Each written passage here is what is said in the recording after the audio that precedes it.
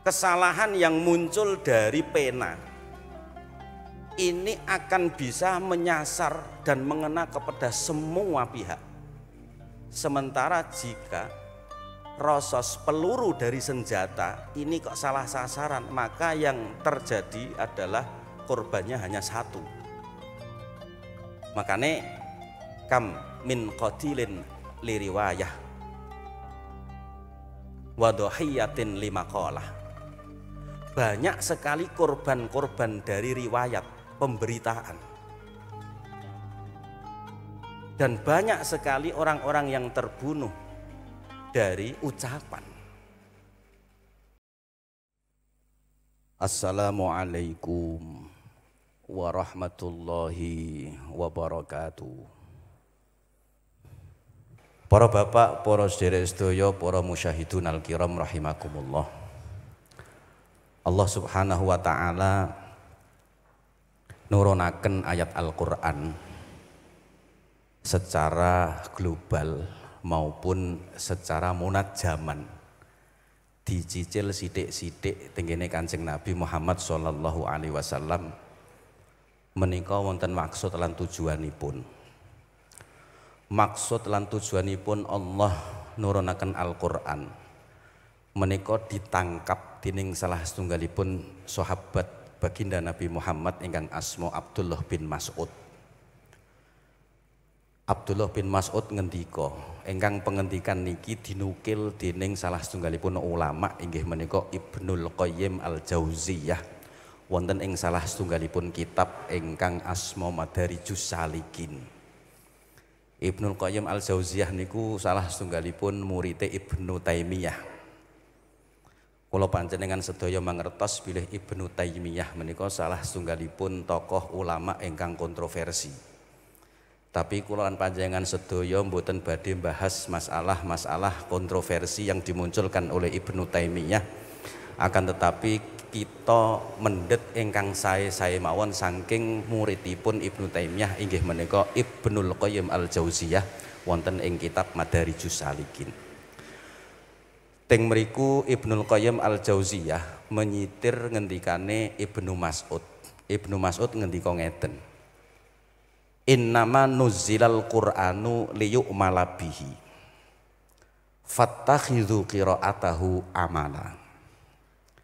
Ang pestine Quran iku diturunno dening Allah Subhanahu wa taala supaya Quran iku iso diamalno.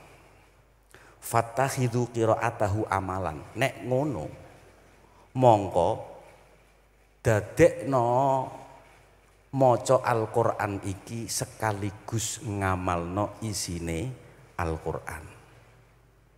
Lajeng Ibnul Qayyim Al-Jauziyah menjabarkan dawe Ibnu Mas'ud menika kanthi kalimah ngeten. Ahlul Qur'an hum al-alimuna bima fihi wal amiluna bihi wa illam yahfadhu an dhahril qalbi. Ahlu Quran yaiku wong-wong sing ngerti isine Al-Qur'an tur iso ngamalno meskipun dekne ora apal. Sakwangsule wa man lam ya'lam bima fihi wa lam ya'mal falaisa min ahlil Qur'an wa in yahfadhuhu an dhahril qalbi. Wondene wong-wong sing ora ngerti isine Al-Qur'an otomatis ya gak iso ngamalno, senajan dekne iki apal mongko gak iso dikandakno, ora iso diarani sebagai ahlul Qur'an. Lah dawuh ingkang ngeten niki menawi kula lan panjenengan sedaya saged mendalami makna dawuh niki.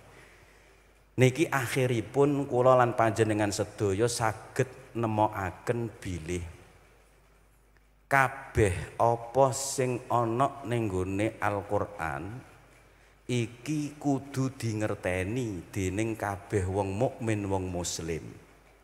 Merga apa? Merga Gusti Allah menika ndamel sedaya aturan niku dipublikasikan melalui Al-Qur'an. Pramila teng mriki kemudian peran para ulama saking kalangan sahabat, saking kalangan tabi'in ingkang jelasaken dumateng kula lan panjenengan sedaya mengenai apa sing dadi isine Al-Qur'an dengan kemudian diwedhar melalui beberapa disiplin ilmu. Pramila ketika tenggene kitab Kifayatul Atqiya tenggene syarahipun Minhajul Asfiya berarti teng mriku Syekh Ali Zainuddin Al-Malibari nate ngendikaaken sebuah nadhaman ingkang nadhaman niki menawi kula angen-angen iki jana hubungane karo apa sing dadi isine Al-Qur'an. Dawuhe ngeten, wa ta'allaman ilman yusahhih ta'atan wa aqidatan wa muzakkiyal qalbis kula. Wa ta'allaman lan belajar temenan sapa sira ilman ing ilmu yusahhihu kang iso ndadekake sah apa ngilmu amalan ing amalmu taatan ing taatmu wa aqidatan lan ngilmu sing iso ndadekno sae akidahmu wa muzakkiyal qalbis kula lan mempelajari ngilmu sing iso ndadekno atimu iku bersih. Pramila teng mriki terus akhire menawi kula panjenengan sedaya angen-angen akhire memahami nek kapan ilmu fikih, ilmu akidah lan ilmu tasawuf menika representasi saking isine Al-Qur'an. Kula panjenengan sedaya mulai alit dipun bina, dipun didik kalih guru-guru kawula, guru-guru panjenengan sedaya belajar fikih, belajar akidah, belajar tasawuf. Tapi kadang kula lan panjenengan sedaya niki dereng saged memahami apa fungsi mempelajari ketiga ilmu tersebut dalam kaitannya dengan mengarungi kehidupan di dunia ini. Oke. Pramila nyuwun sewu, kabeh ngilmu sing kula panjenengan pelajari menika mboten sanes. Menika lak kedah dipun aplikasikaken, dipun terapaken tenggene sedaya lini kehidupan ingkang kula panjenengan laksanakaken. Tapi kadang kula panjenengan sedaya niki kadang menika mboten menyadari nek kapan nglaksanani kehidupan niki kudu cecekelan fikih. Kadang nglaksanani kehidupan niki kudu cecekelan akidah. Nglaksanani kehidupan niki kudu cecekelan napa tasawuf. Kadang niku kula panjenengan sedaya lali. Dados pramila mboten lepat menawi akhir-akhir niki nyuwun sewu kula lan panjenengan sedaya menyaksikan dos pundi agama Islam niku dipraktekke dening sebagian kaum muslimin sing cara prakteke niki justru tebih saking ajaran fikih, ajaran akidah lan ajaran tasawuf. Niki perlu disadari. Pramila kula lan panjenengan sedaya nalika mengamati corak keberagamaan umat muslim di Indonesia akhir-akhir niki niku sampun mulai mengalami pergeseran. Mengalami pergeseran dari apa yang menjadi maksud dan inti dari turunnya Al-Qur'an. Corak keberagamaan umat Islam akhir-akhir niki niku cenderung melihat bahwa kebaikan itu adalah apa yang nampak dari ritual-ritual ibadah yang dilakukan oleh sebagian besar umat Islam. Tegese ngeten, ning kampungku wong-wong masyarakat iki ijedo sregep jamaah ning masjid. Ijedo sregep nglakoni salat. Nek Ramadan ya rame do tadarusan. Piyambake terus kemudian menilai bahwa ini menunjukkan bahwa masyarakat muslim di kampung saya ini sangat baik. Padahal menawi kula lan panjenengan sedaya merhatosaken ngendikane Allah Subhanahu wa taala ketika Allah ngendika berfirman wa minan nasi may yu'jibuka qauluhu fil hayatid dunya wa yushhidullaha ala ma fi qalbihi wa huwa aladul khisam. Wa minan nasi lan iku setengah saking menungso man utawi wong yu'jibu kang ndadekake gumun sapa man ka ing sira apa yu'jibu kang ndadekake gumun ka ing sira apa qauluhu ucapane man wa yushhidu lan padha ngetok-ngetokake sapa man Allah ing Gusti Allah ngetok-ngetokno alama ing ngatasé perkara fi qalbi kang tetep apa mak ing dalem atine man. Padahal wa huwa aladul khisab. Padahal dikne iku musuhe Gusti Allah sing paling wangkot, sing paling keras. Niki wonten sebuah penafsiran ingkang diangkat dening Syekh Muhammad Said Ramadan Al-Buti. Penafsiran niki adalah penafsiran tematik dan faktual. Terus beliau menafsirkan ngeten.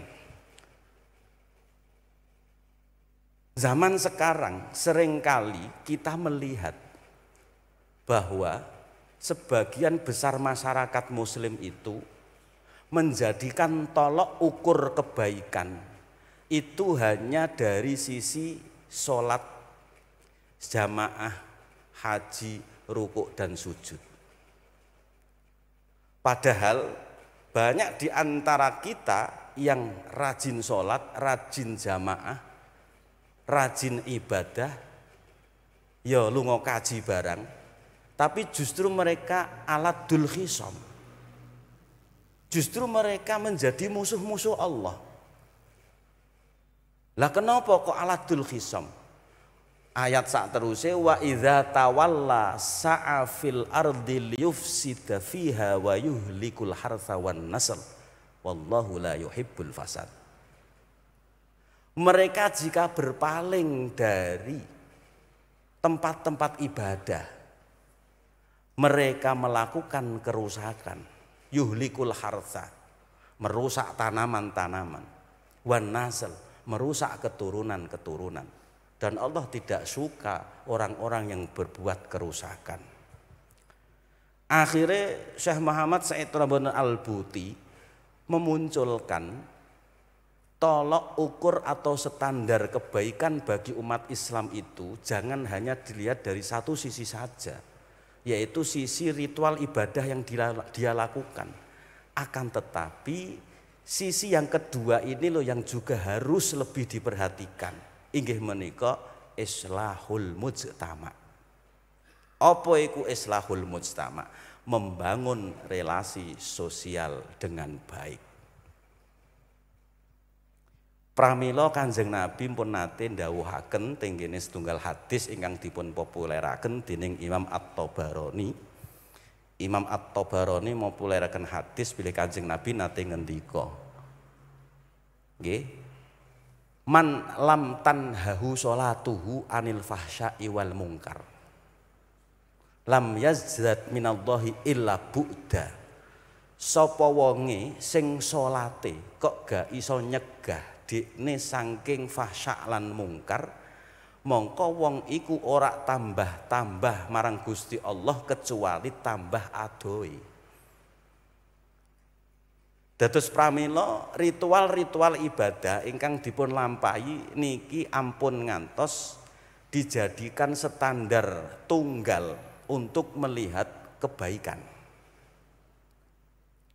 Ning kudu ana standar liya sing kudu dipertimbangkan lan kudu diperhatekno, inggih menika kemampuan kita untuk islahul mujtama, membangun relasi sosial yang baik. Pramila nyuwun sewu, membangun relasi sosial ingkang baik nikuan keranten Allah niku paham dumateng kula lan panjenengan sedaya. Gusti Allah ku paham tenggene kawulane. Kawulane Gusti Allah menungso khususe niku nggadahi watek bilih menungso niku mujtama'iyun bitabai. Bilih kula lan panjenengan sedaya niku makhluk sosial. Makhluk sosial menika makhluk sing ora bakal iso urip dhewean. Ning uripe mesti butuh interaksi dengan orang lain. Pramila ketika manusia memiliki karakter sebagai makhluk sosial, maka Allah membuat aturan-aturan agar supaya karakter manusia yang seperti ini bisa terbentuk dan terarah menjadi yang lebih baik, inggih menika kanthi berusaha bisa menciptakan islahul mujtama, membangun relasi sosial ingkang sae. Dipun lajengaken, lah terus piye? Membangun relasi sosial ingkang sae niki tenggene Al-Qur'an sudah menawarkan beberapa solusi agar supaya menungso iki iso membangun relasi sosial ingkang sae. Ingkang sepisan Al-Qur'an menawarkan solusi bahwa untuk bisa membangun relasi sosial yang baik, maka di sini ada prinsip kemanusiaan. Dalile Allah ngendika walaqad karramna bani adama wa hamalnahum fil barri wal bahr wa razaqnahum minat thayyibati wa faddalnahum ala katsirin mimman khalaqna tafdila. Nek kowe kepengin iso mbangun relasi sosial sing apik, maka kowe kudu eling ning kene ana prinsip kemanusiaan. Piye sing sekira wong-wong mukmin muslim niki iso ngwongno wong, bisa memanusiakan manusia ting mriki tanpa melihat latar belakang agama. Napa melih kula panjenengan sedaya urip ting negara sing plural. Wonten salah setunggal kitab namine Al-Insaniyah Qablat Tadayyun, menika ditulis dening Habib Ali Al-Jufri. Saya sangat kitab menika niku sing sering kula pahami saking napa jenenge keilmuan para ulama-ulama Timur Tengah ingkang moderat. Habib Ali Al-Jufri ndamel kitab judule Keberagamaan sebelum kemanusiaan sebelum keberagamaan. Niki benten. Aja keliru lek manani kemanusiaan sebelum agama mboten, tapi keberagamaan benten lho nggih. Agama karo keberagamaan niku benten. Artinya apa? Bahwa di sini ketika Allah memuliakan Bani Adam, kabeh menungso niku dimulyakno Gusti Allah, makanya tembunge Gusti Allah menika walaqad karramna Bani Adam dengan diksi yang dipakai adalah Bani Adam. Kenapa tidak walaqad karramnal mu'minin wal muslimin? Tapi diksi yang dipakai Allah adalah walaqad karramna Bani Adam. Keranten Allah memang mulyakno menungso, terlepas dari perbedaan latar belakang agama. Makanya ting mriki mangkih wonten fiqhul jinayah. Ana fikih sing ngopeni tentang urusan piye nek kapan ana wong natoni wong liya. Natoni wong liya niku nggih ana loro carane. Natoni kelawan perkara sing iso natoni secara fisik utawa natoni wong liya kanthi ucapan. Dados pramila kula panjenengan sedaya nalika membangun relasi sosial menika kedah cecekelan prinsip kemanusiaan. Sehingga antara satu dengan yang lain niki iso saling menghormati. Ora do tukaran. Ora ada petentengan, ora ada pengkerengan. Apa meneh sakniki wong padha sesama muslim mau do tukaran. Dan ini ada sejarahnya. Niki tenggene salah setunggalipun kitab At-Tarikh, nggih, Tarikh kitab sejarah Al-Kamil Ibnu Atsir. Tarikhipun Ibnu Atsir namanya Al-Kamil. Teng mriku Ibnul Atsir niku nate menceritakan begini. Dulu itu ada tragedi kemanusiaan yang terjadi hanya gara-gara perbedaan mazhab. Ampun dikira nek zaman riyin niku do tenang-tenang mawon. Zaman riyin niku pun wonten konflik, tragedi kemanusiaan. Yaitu gara-gara nggih menungso-menungsone iki lho tidak bisa membangun relasi sosial dengan baik. Tenggene pertengahan atau permulaan abad keempat Hijriah tahun 323. Nggih. Niku terjadi tragedi kemanusiaan antara pengikut madhab Hambali dengan pengikut madhab Hanafi. Goro-goro beda nafsiri ayat sing ana ning gone surat Al-Isra. Wa minal laili fatahajjat bihi nafilatal lak asa ayyab'asaka rabbuka maqamam mahmuda. Nafilatal lak iki antara mazhab Hambali karo mazhab Hanafi iki berbeda pendapat.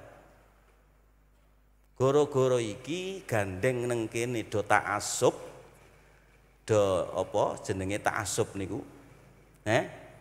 Apa jenenge ta'assub niku nek cara basa kerene sakniki niku. Ta'assub.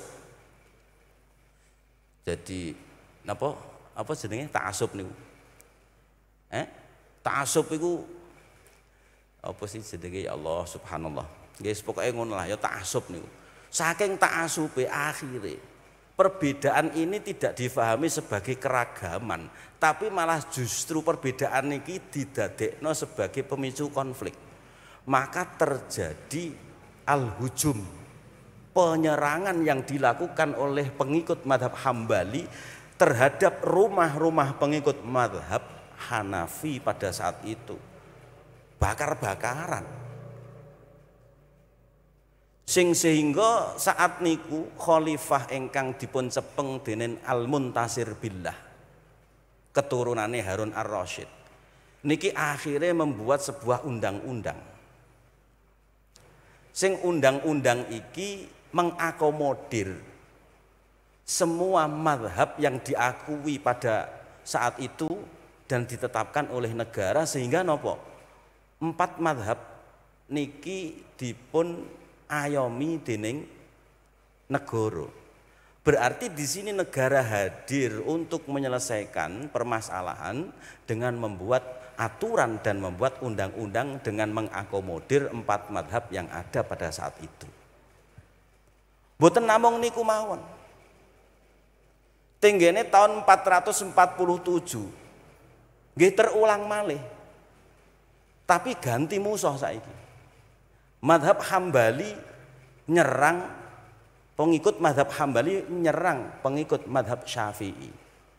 Goro-goro perbedaan ning gone urusan maca bismillah alon karo banter. Lah niki akhirnya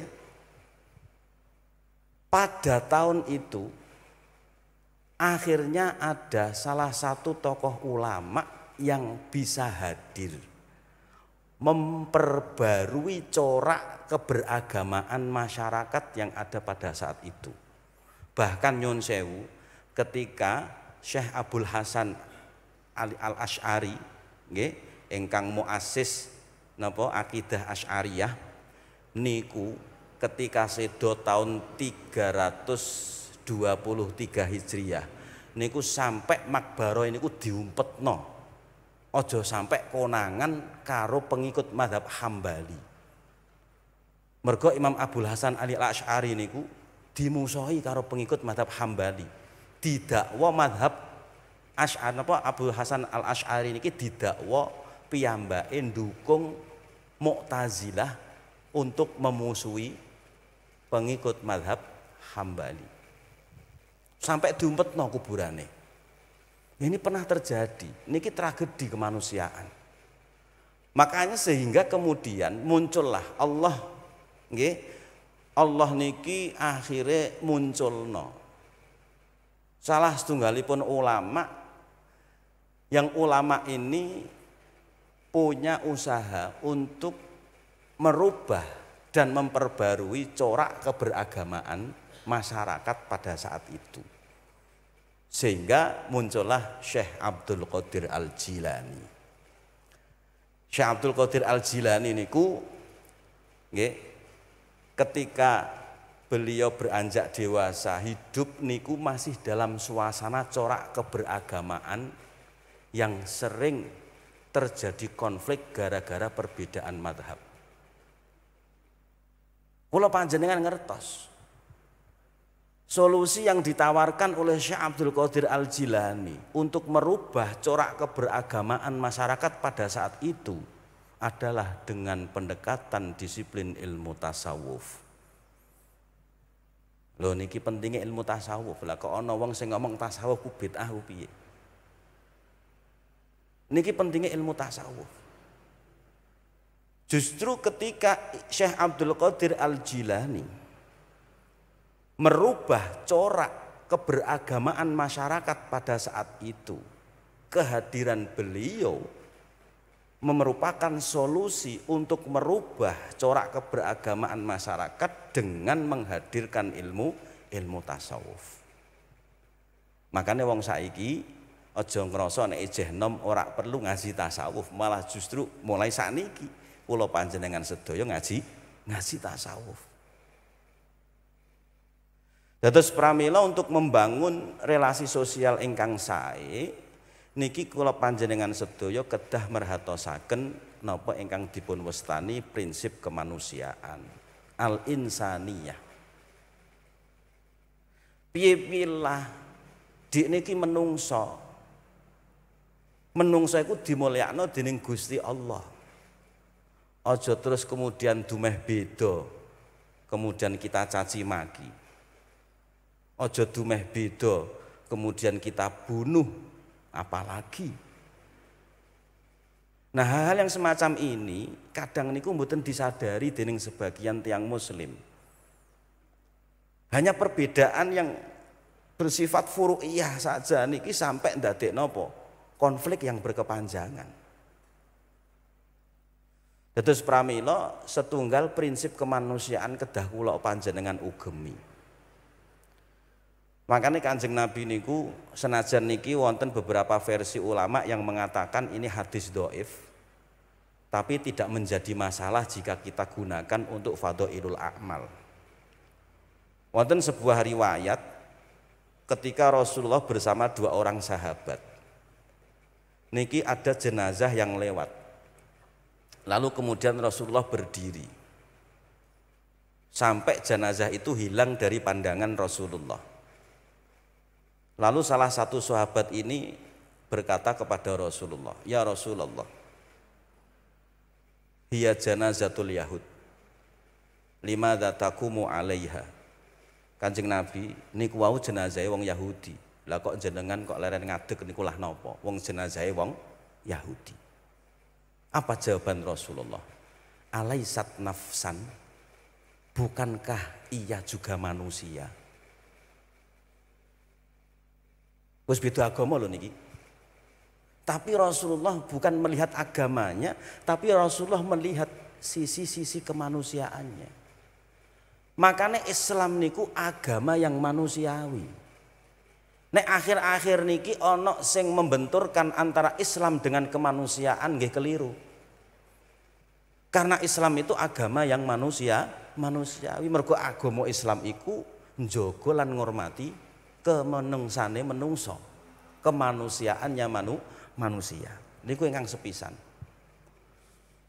Lajeng ingkang nomor kalih, untuk menjalin relasi sosial dengan baik atau membangun relasi sosial dengan baik, Allah Subhanahu wa taala ndamel aturan ingkang rupi prinsip persaudaraan antar sesama agama. Tegese antar sama agama niku ngeten. padha mukmine do rukun. Sing kono padha agamane ya kudu rukun. Pramila Allah ngendikaaken innamal mu'minuna ikhwatung fa aslihu baina akhawaikum wattaqullaha la'allakum tuflihun. Innamal mu'minuna ikhwah. Wong-wong mukmin niku ang pemestine, bukan lain atau tidak lain dan tidak bukan orang mukmin muslim itu bersaudara. Artinya apa? Niki wonten sigat hasr innama. Berarti antara satu orang mukmin dengan mukmin yang lain itu bersaudara. Fa aslihu baina akhwaikum, bukan musuh gitu loh. Saudara, bukan musuh. Fa aslihu baina akhwaikum. Maka harus kita perbaiki hubungan persaudaraan sesama mukmin, sesama muslim. Niki lebih spesifik. Nek wau sesama manusia, niki sesama muslim sama mukmin. Makanya nyuwun sewu.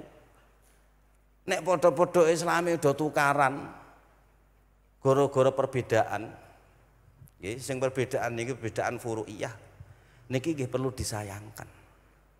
Apalagi perbedaan politik niki sing memicu ketidaksadaran umat Islam. Perbedaan politik malah justru ndadekno kewenceng anane pertengkaran, dan justru umat Islam tidak paham. Tidak sadar, betul kok nggak paham, tidak sadar. Padahal sebenarnya innamal mu'minuna ikhwah. Prinsip persaudaraan sesama mukmin sama muslim niki harus kita ugemi.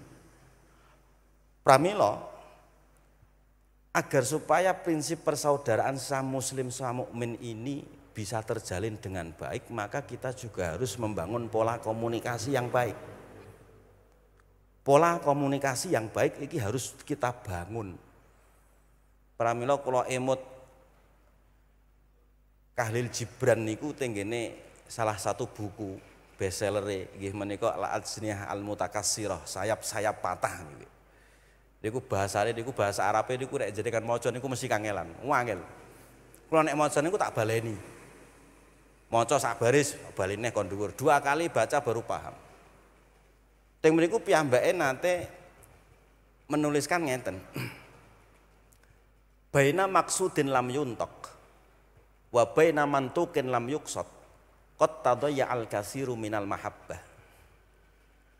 Baina maksudin lam yuntok, antara apa yang dituju oleh hati tapi tidak terucap, dan antara apa yang diucapkan oleh lisan tapi tidak tertuju oleh hati, disitulah akan menyanyiakan kasirun minal mahabbah, banyak sekali kasih sayang yang sia-sia.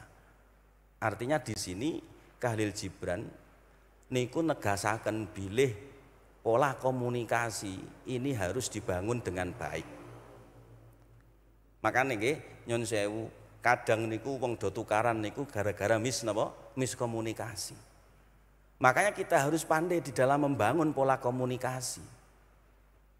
Apa yang dimaksud oleh hati tapi tidak terucap dengan lisan, atau apa yang terucap oleh lisan tidak termaksud oleh hati, disinilah kemudian akan menyia-nyiakan banyak kasih sayang. Contohnya ngeten, kula seneng karo cah wedok, ning tak batin tok, kira-kira paham ta ora sing tak senengi? Sapa sing ngerti karepe wong bisu gitu? Ndak akan pernah. Semono uga ketika aku keblacut ngomong, tapi aku ora temenanan hatiku. Ngomong aku seneng kowe Dik. Barbarane sing kono ngoyak terus tapi kowe gelo barbarane. Kan berarti di sini ada mahabbah yang menjadi sia-sia. Kasih sayang menjadi sia-sia. Makanya inilah yang dinamakan dengan pola komunikasi harus dibangun dengan baik demi untuk munculkan niki wau prinsip persaudaraan demi untuk membangun islahul mujtama, relasi sosial yang baik. Nggih pramila kadang niku nggih. Kula niku nek eling niku pola komunikasi ini harus dibangun dengan baik. Keranten Gusti Allah niku pun modali kula panjenengan lesan lan modali ati.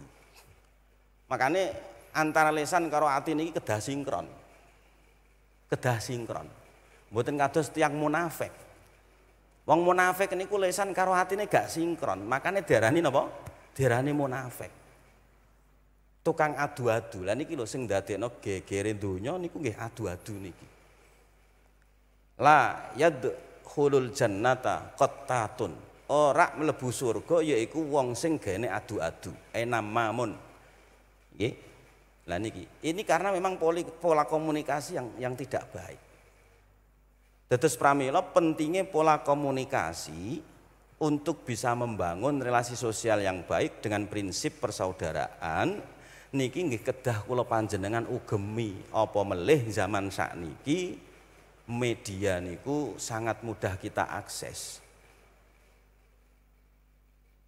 Makanya ngendikane salah setunggalipun tokoh internasional Che Guevara niku dhek nate nulis ngeten, nek di bahasa Arab ki ngeten.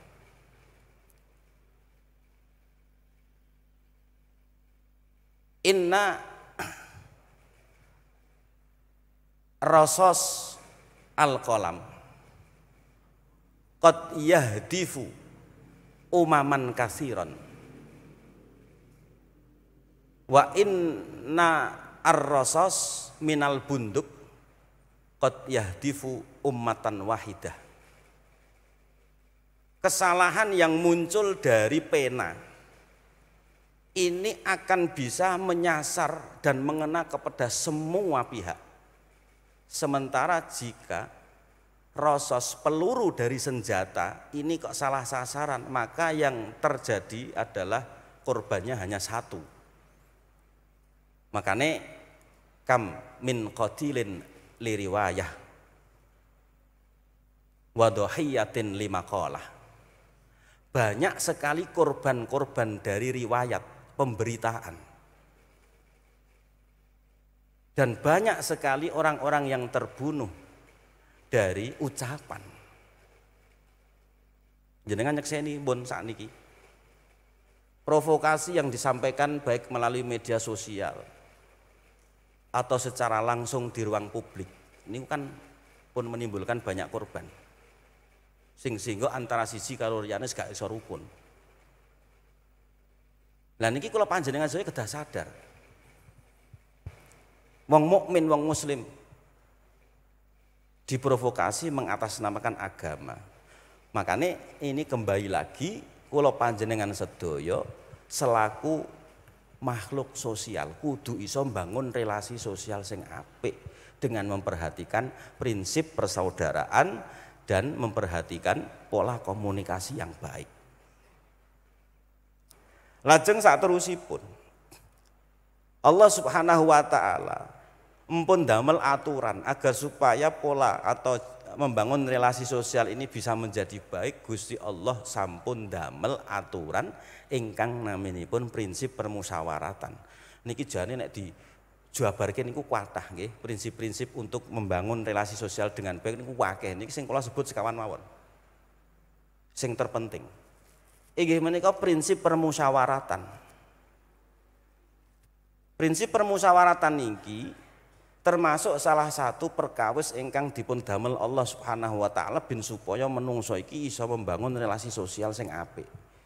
Keranten napa kok kuduane prinsip permusyawaratan? Nggih, mergo kabeh menungso iku mesti apes. Makane nahnu dhaifun bi fardina wa qawiyun bil jamaah. Kita niki nek kapan ijenan iku apes, tapi nek bareng-bareng kompak ya iso dadi kuat. Misalnya ngeten, wonten problem permasalahan yang sedang dihadapi oleh sebagian masyarakat misalnya, maka tentunya ketokohan seseorang ini kan diharapkan bisa menyelesaikan problematika yang ada terjadi di masyarakat. Tapi kula yakin ketokohan seseorang nek kapan diatasi dhewean ora bakal iso kelar. Nek kapan ora ngugemi prinsip permusyawaratan.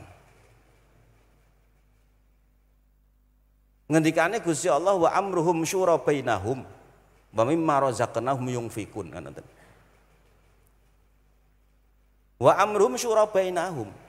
Perkara-perkara ini diiku nek kapan ana urusan ana apa wae iku dipermusyawaratkan, dimusyawarahno. Dados pramila permusyawaratan niki nggih tentunya melibatkan tidak hanya satu orang, makanya ning nggone musyawarah iku ya dalam rangka bangun relasi sosial maneh niki. Dados pramila nyun sewu, ketokohan mawon niku mboten cekap. Napa malih sakniki niku perkawis nggih menawi empun populer tenggene media. Wong sakniki niku pragmatis pikirane. Contoh misalnya ngeten, wonten tiyang pun populer teng media. Maka popularitas orang itu sudah dianggap sebagai kebenaran tunggal. Niki sing repot. Ketokohan seseorang itu menjadi populer di media sehingga dianggap bahwa dia adalah representasi dari kebenaran. Niki sing repot. Pramila teng mriki nyun sewu. Ketokohan itu bukan karena popularitas. Pramila ngendikane Imam Junaid Al-Baghdadi niku nate ngendika ngeten, ar-rajulu rajulun bisirah la bisurah. Ketokohan seseorang itu karena perilaku, bukan karena bentuk rupa, kekayaan, jabatan, dan bukan juga karena popularitas. Tapi karena sirah, napa? Tindak lampah utawi perilaku. Senajan wong niku apik prilakune terus menjadi tokoh. Niki nggih dereng cekap menawi dia diminta untuk menciptakan sebuah solusi untuk problematika yang dialami oleh umat misalkan. Maka ting mriki wonten prinsip ingkang dipun tawarkan dening Allah inggih menika prinsip permusyawaratan. Jak kabeh jak rembukan iki ana masalah ngene oh piye iki? Solusine piye? Lah dados pramila ketika kula panjenengan sedaya kok rumangsa urip ning donya iki aku sing paling berarti nggih keliru. Kowe kok merasa paling iku jal saiki nek ana permasalahan apapun coba atasi dhewe sapa ora. Ndak bakal bisa. Mergo Gusti Allah mpun paham tengene karaktere kawulane nek kapan iki dhewean iki gak bakal iso. Makanya wa amruhum syura bainahum. Prinsip permusyawaratan ini menjadi penting untuk bisa membangun relasi sosial ingkang sae. Para bapak, para sedherek sedaya al-musyahidun al-kiram ingkang tansah dipun rahmati dening Allah Subhanahu wa taala. Sedaya niki wau ingkang kula jelasaken niki penjelasan saking Syekhi wa Murabbi Ruhi Syekh Muhammad Said Ramadan Al-Buti ketika beliau ngaos kitab tafsir ingkang rutinan mingguan. Beliau menjelaskan ayat niki wau wa minan nasi may yu'jibuka qauluhu fil hayatid dunya wa yushhidullaha ala ma fi qalbihi wa huwa aladul khisam wa idza tawalla sa'a fil ardi liyufsida fiha wa yuhlikal harsa wan nasl. Keranten apa? Keranten beliau niku pada saat tesih sugeng niku prihatin dengan melihat kondisi problematika umat yang ada pada saat itu. Pramila terus akhirnya piyambake komentare ngeten beliau, Allah yarham, muskilatuna akhlakiyah walaisa fikriyah. Problem kita itu sebenarnya adalah moralitas, bukan intelektualitas. Nah niki lho sing kepengin kula sampaiaken. Problem kita niku akhlakiyah, moralitas, bukan problem intelektualitas. Pramila menawi kula lan panjenengan sedaya pun memahami alur ayat niki wau, membangun relasi sosial dengan baik, yang ini juga dulu pernah diselesaikan oleh Syekh Abdul Qadir Al-Jilani dengan ilmu tasawuf. Pramila sakniki kula panjenengan sedaya semakin faham bilih peran ilmu tasawuf dalam lini kehidupan umat sekarang adalah menjadi urgen, sangat penting. Mergi peran ilmu tasawuf niku dos pundi sing sekirane spiritualitas kula lan panjenengan sedaya niki saged sae sing sehingga kula lan panjenengan sedaya niki saged menciptakan keteduhan, bisa menciptakan kebersamaan. Mergo ngeten, kok iso iya, mergo ngeten nggih nyun sewu. Niki contoh sing real mawon lah. Tenggene objek bahasan ilmu tasawuf niku kan bangsa ati, penyakit ati kan ngoten intine. Penyakit ati niku kathah sanget. Di antaranya wonten al-ghillu wal hikdu wal hasad kan ngoten. Wonten iri, dengki, dendam, nggih. Hasud niku nggih iri. Niki menawi mboten diselesaikan, maka antara satu dengan yang lain ini tidak akan pernah bisa saling menghormati dan tidak bisa pernah saling menerima. Mergo hasud. Permusuhan sing muncul saka hasud iku angel tambane. Niki tengene tasawuf. Illa adawatan min hasadin. Kullul ada watiqat yurja. Nggih, napa qad yurja intine ngeten, kabeh permusuhan iku terkadang nggih iso diselesaikan kecuali permusuhan sing muncule saking napa? Saking hasud. Susah untuk diselesaikan. Lho ngeten iki nek diterus-terusno ning tengah-tengah umat nggih repot. Membangun relasi sosial tidak akan bisa tercapai dengan baik nek kapan ijeh ana individu-individu masyarakat iki sing mengidap penyakit napa? Penyakit hasud. Makanya diselesaikan dengan ilmu tasawuf. Imam Syekh Abdul Qadir Al-Jilani pun demikian. Malih setunggal malih ulama kenamaan kula panjenengan sedaya pun gaene mireng nggih menika Syekh Abdul Hamid Al-Ghazali. Imam Al-Ghazali niku ketika menulis kitab Ihya niku tenggene menara sing menara niki wonten tenggene Masjid Umawi teng Damaskus. Kula pun bolak-balik mriku. Mergi kula sekolahe nggih teng mriku. Ketika menuliskan kitab Ihya niki perjalanan puncak spirituale Imam Al-Ghazali niku nggih nulis kitab Ihya niku nggih. Nah, kula panjenengan sedaya ketika kembali menelaah sejarah, ternyata ketika Imam Al-Ghazali niku menulis kitab Ihya, itu sedang gencar-gencarnya terjadi perang salib. Ngeten iki nek wong saiki mesti takon, Imam Ghazali kok ora melu perang, kok malah ngarang kitab tasawuf ku piye karepe? Kok ora malah menyemangati umat kon melu perang, tapi malah ngarang tasawuf. Tapi karena justru Ihya-nya Imam Ghazali inilah kemudian umat Islam menang. Karena nggih ngeten iki lho. Kadang niku ngeten lho. Wong Islam nek kapan ana wong Islam liya ning negara liya dibuli, mana semangatnya? Mana rasa ininya? Lho. Apa terus kemudian ketika cara kita membela orang muslim yang tertindas di sana kemudian kita ikut menghujat, ikut melakukan gerakan-gerakan yang justru merusak fasilitas umum. Apa itu solusi? Kan nggih mboten. Makanya wong Islam kudu sadar niki. Imam Ghazali iku lho wong ana perang salib lho, perang salib niku cetha wela-wela nggih. Terjadi niku nggih teng Damaskus niku. Makanya nonton benteng Salahuddin Al-Ayyubi niku teng Damaskus. Lho niku malah ndelik nulis kitab Ihya. Karena untuk membangun spiritualitas umat Islam agar supaya di dalam melakukan jihad ini didasari spiritualitas yang sangat tinggi. Ora kok angger grudak-gruduk. Melu kepruk kono kepruk kene mboten.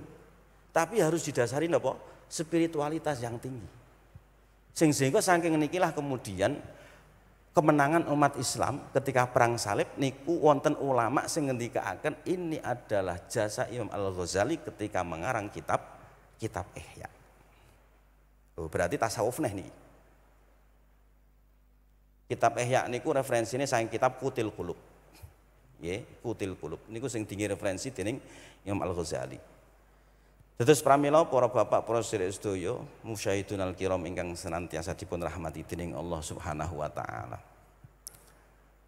Kula namung matur dumateng panjenengan sedaya bilih monggo lah. Kula lan panjenengan sedaya niki selaku umat muslim ingkang uripe teng negara niki, negara sing berdasarkan hukum juga. Niki ayo bareng-bareng saged menciptakan bagaimana kondisi keberagamaan umat Islam niki saged sae. Kita mulai dari internal sendiri. Sesama muslim, sesama mukmin, padha-padha wong Islami. Ayolah kita bersatu, tidak usah kemudian kita ini saling menghujat, saling menyalahkan. Nek ngoten niku berarti kula panjenengan sedaya mboten ngugemi perintahe Gusti Allah. Berarti menawi ngoten niku kula lan panjenengan sedaya dereng saged diarani umat Islam sing apik. Mergo jeh durung iso membangun relasi sosial yang baik. Makanya perbedaan-perbedaan ingkang wonten niku dipun maknai sebagai keragaman mawon. Nggih. Makanya riyen niku nalika Umar bin Abdul Aziz dados khalifah terakhir. Niku nate ngendika ngeten. Inilah uhibbu anna ashaba Muhammadin sallallahu alaihi wasallam lam yahtalifu. Aku iku gak seneng nek saumpamane sahabat-sahabate Kanjeng Nabi Muhammad iku ora beda. Berbeda dalam apa? Dalam penafsiran teks agama. Walau lam yakhtalifu lakana nasu fi dhaikin. Jika mereka itu tidak berbeda, maka ruang gerak manusia setelahnya ini akan mengalami kesusahan dan kesulitan, kesempitan. Makanya jane perbedaan ini dipahami sebagai keragaman. Ampun dipun dadosaken sebagai salah satu alasan untuk menciptakan konflik. Ini. Dan iki ingkang kadang menungso khususipun umat Islam niku boten sadar. Standar kebaikan umat Islam itu tidak hanya di ritual ibadahnya, tapi satu lagi yang harus diperhatikan nggih menika kemampuan mereka dalam membangun relasi sosial ingkang sae. Para bapak, para sedherek ingkang tansah kawula mulyakaken. Menawi dipun lajengaken wau ingkang dipun tawaraken dening para ulama kados Imam Al-Ghazali, Syekh Abdul Qadir Al-Jilani, itu adalah tasawuf.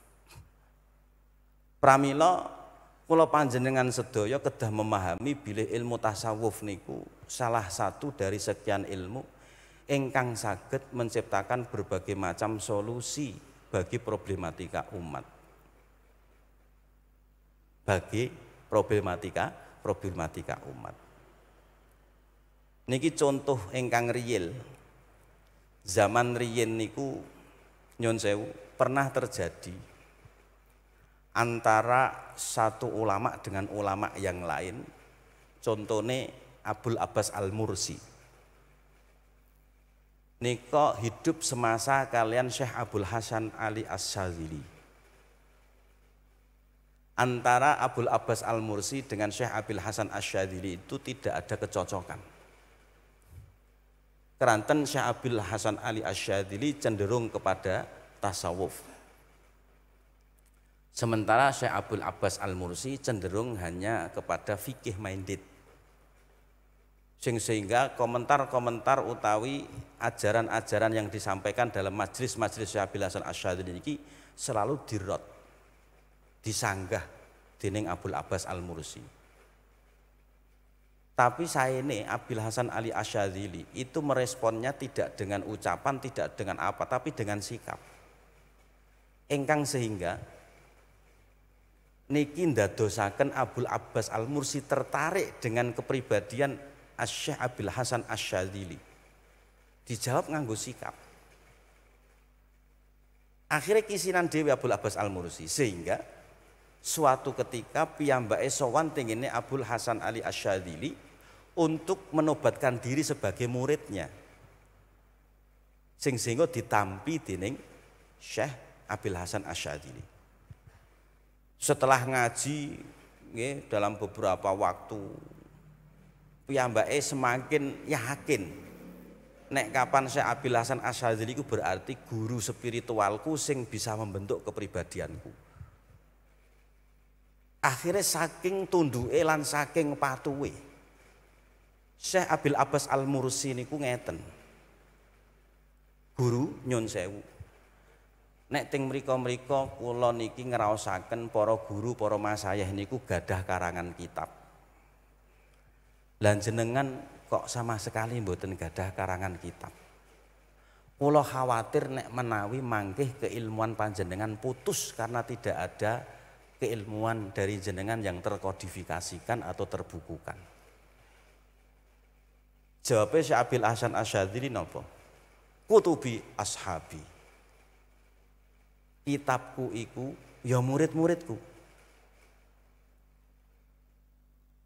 Dari sini kemudian Syekh Abil Abbas Al-Mursi semakin memahami bilih peran murid, peran santri iki kudu iso nularno keilmuane guru sehingga keilmuane guru niku mboten bakal ilang lan mboten bakal putus. Makanya nggih Abul Abbas Al-Mursi kemudian membuat profil nggih tentang gurunya nggih menika Syekh Abil Hasan Asyadzili. Lalu kemudian diteruskan oleh muridnya lagi, muridnya Abil Abbas Al-Mursi nggih menika Syekh Ibnu Athaillah As-Sakandari. Syekh Ibnu Athaillah As-Sakandari niku ndamel kitab nggih nerangno tentang gurune nggih menika Syekh Abil Abbas Al-Mursi dan gurunya lagi yaitu Syekh Abil Hasan Ali Asyadzili. Lah teng mriku niku nek kula maos niku masyaallah, ngilmu sing aneh-aneh niku kathah. Contone ngeten. Syekh Abil Hasan Ali Asyadzili niki nek cara wong Wahabi ora bakal iso ditirmu ya, bakal ditolak nih. Syekh Abil Hasan Asyadzili nate ngendikan ngeten kalih murite. Idza aradtumul umur fazurul kubur jadi. Nek kowe lagi tertimpa masalah maka ziarahlah kubur ya. Niki nek wong sing ora paham kan berarti akhirnya Imam Abil Hasan Asyadzili niki dianggap mengajarkan kemusyrikan. Gitu. Wong kowe lagi masalah kon ziarah kubur niku berarti kan secara spontan wong sing ora paham niku berarti kon njaluk ning kuburan padahal lah nggih mboten. Karena kita di sini Syekh Abil Hasan Asyadzili dalam konteks tawasul. Nggih, dalam konteks tawasul. Makanya nggih nyun sewu. Hal-hal yang seperti ini niku kadang nek mboten diselami lebih dalam, niku kadang hanya dipahami di permukaannya saja. Niki akhirnya do ngomong sing macem-macem, iku ajaran sesat, macem-macem. Makanya sing banyak tertuduh niku lak nggih kalangan kula panjenengan sedaya niki sing do gelem ziarah kubur. Niki kula perlu sampaiaken. Niki wonten sejarah. Kenapa? Ketika akhir-akhir niki wonten sing ngandakno nek kapan ziarah kubur niku musyrik. Padahal Kanjeng Nabi nggih nate ngendika kuntu nahaitukum an ziyaratil kubur ala fazuruha. Niku ternyata muarane niku saking Ibnu Taimiyah. Muarane saking Ibnu Taimiyah. Ibnu Taimiyah kemudian diikuti muridé sing jenenge Syekh Ibnu Abdul Hadi. Ibnu Abdul Hadi iki sing melu nyebarno ajaran Ibnu Taimiyah gara-gara Ibnu Taimiyah niku ketika memahami hadis la tusyaddur rihalu illa ila salasi masajida. Nek kowe lunga adoh iku ora kena kecuali ning telung masjid. Syaddur rihal niku nek cara bahasa sakniki niku insya'us safar, melakukan perjalanan yang jauh. Lah Ibnu Taimiyah niku jelasno hadis niki dengan penjelasan sing ditolak dening ulama kathah di antarane Syekh Taqiyuddin As-Subuki. La tusyaddur rihalu illa ila salasi masajida. Kowe iku gak kena lelungan adoh kecuali ning nggone telung masjid. Yaiku Masjidil Haram Makkah, Masjid Madinah, kemudian Masjid Aqsa, Palestina.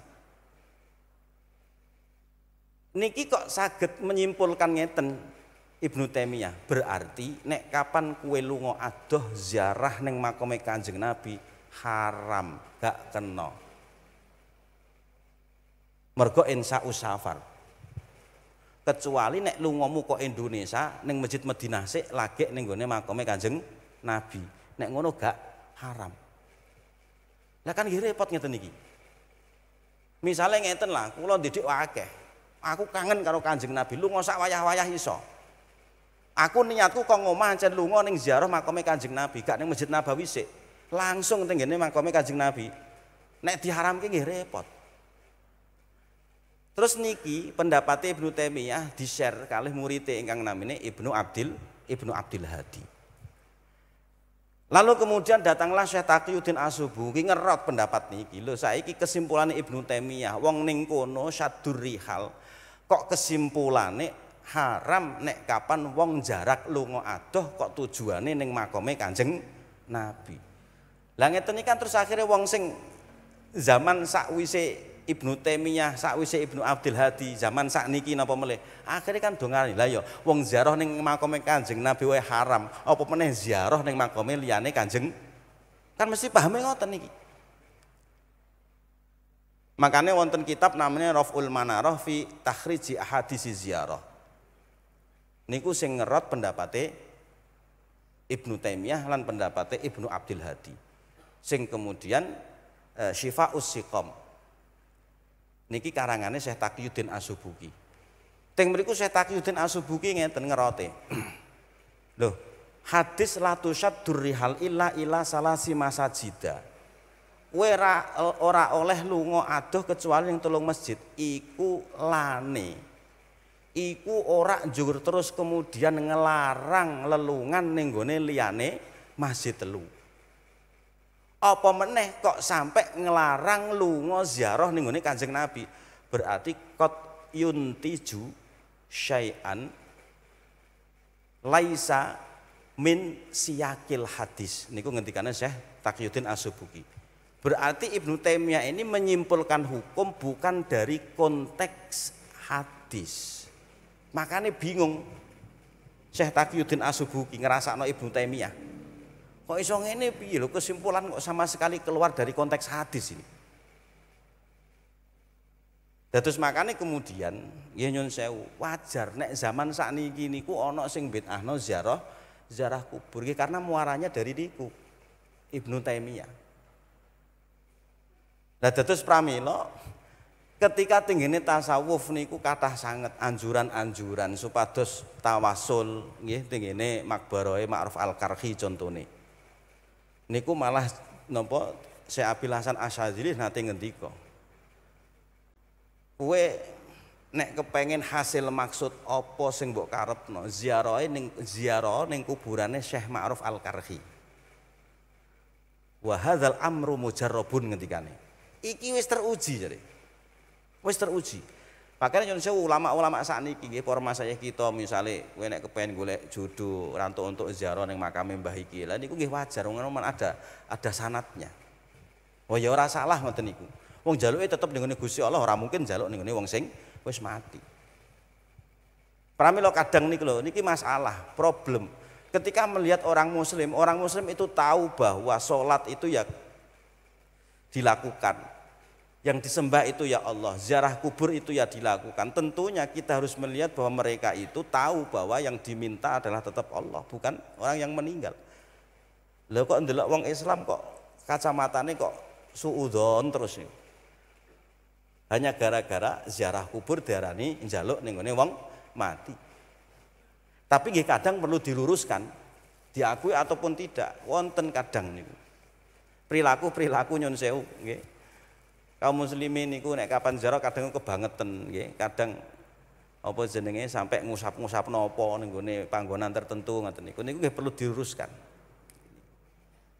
Para bapak, para sedherek-sedherek yang tansah kula mulyakaken, ingkang terakhir. Napa ingkang dipun ngendikaaken dening Syekh Abil Hasan Asyadzili kala wau. Niki adalah merupakan salah satu bentuk dos pundi cara meningkatkan spiritualitas umat dengan memperbanyak amal-amal sing iso ndadekno wong iku semakin sadar sapa jati dirine.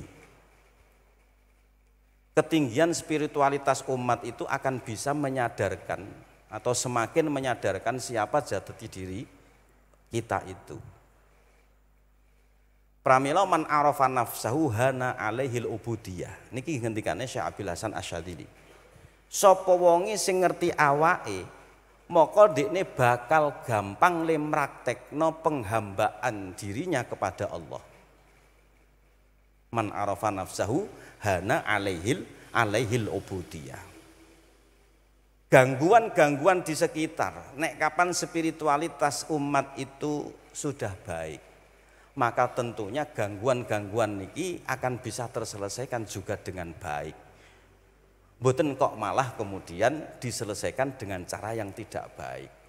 Wau contohnya Ihya Ulumuddin bisa menyelesaikan perang salib dengan kemenangan umat Islam hanya gara-gara Syekh Imam Al-Ghazali ini menciptakan kaidah-kaidah ilmu tasawuf yang kemudian bisa digunakan untuk membangun spiritualitas umat yang semakin tinggi sehingga semakin memudahkan umat ini merasa dirinya dan mengaplikasikan penghambaan dirinya kepada Allah Subhanahu wa taala. Mugi-mugi kula lan panjenengan sedaya dipun paringi taufik dening Allah Subhanahu wa taala sageta nderekaken lelampahipun para ulama-ulama kita, para ulama-ulama ahli sunnah khususipun ingkang sehingga spiritualitas kula lan panjenengan sedaya bisa terbangun dengan semakin baik dengan harapan membangun relasi sosial yang ada di tengah-tengah masyarakat khususipun kangge warga negara Indonesia nika bisa terbangun dengan lebih baik. Amin Allahumma amin. Ala hadhihi niyah wa ala kulli niyatin shalihah. Al-Fatihah. A'udzubillahi minasyaitonir rajim. Bismillahirrahmanirrahim. Alhamdulillah. Iyyaka na'budu wa iyyaka nasta'in. Ihdinas siratal mustaqim. Bismillahirrahmanirrahim. Alhamdulillahirabbil alamin hamdan katsiran thayyiban mubarakan fihi ala kulli hal. Allahumma lakal hamdu syukra wa lakal mannu fadla wa anta rabbuna haqqan wa nahnu abiduka riqa wa anta lam tazali dzalika ahla sallallahu ala sayyidina Muhammadin salatan tamla'u khazainallahi fil ardi nura wa takunu lana walil mu'minin wal muslimin farajan wa farhan wa surura wa ala alihi wa ashabihi wa sallama tasliman katsira. Allahumma innaka 'afuwwun karim tuhibbul 'afwa fa'fu anna ya karim. Allahumma inna nas'aluka ridhaka wal jannah wa na'udzubika min sakhatika wan nar. Allahumma ma anzaltahu fi hadzal syahril karim min rahmatin wa maghfiratin wa 'afwin wa 'afiyah faj'al lana wal muslimina minhu awfaral hadzi wan nasib ya hannan ya mannan ya dzal judi wal ihsan sabbit qulubana alal iman narju afwaka wal ghufran waj'alna min utaqai syahri ramadan. Allahumma inna abiduk wa abna'u abidik wa abna'u imaik nawasina biyadik madin fina hukmuk adlun alaina qada'uk. Allahumma inna nas'aluka bismin huwa lak sammaita bihi nafsak au anzaltahu fi muhkami kitabik aw ista'sartahu fi ilmil ghaibi indak antaj'alil qur'ana rabi'a qulubina wa jalaa humumina wa shifaa sudurina wa antu hasila bihi maqasidana wa antu yassira bihi umurana umurad dini wad dunya wal akhirah. Allahumma inna nas'alukal afwa wal afiyah wal mu'afatat daimah was salamah wal barakah wal istiqamah. Rabbana atina fid dunya hasanah wa fil akhirati hasanah wa qina adzabannar. Jazallahu anna sayyidana Muhammadan sallallahu alaihi wasallam ma huwa ahduh. Subhana rabbika rabbil izzati amma yasifun wa salamun alal mursalin walhamdulillahi rabbil alamin wa taqabbal bi barakatil Fatihah. Al-afu minkum wa akhiru da'wana alhamdulillahi rabbil alamin. Assalamualaikum warahmatullahi wabarakatuh.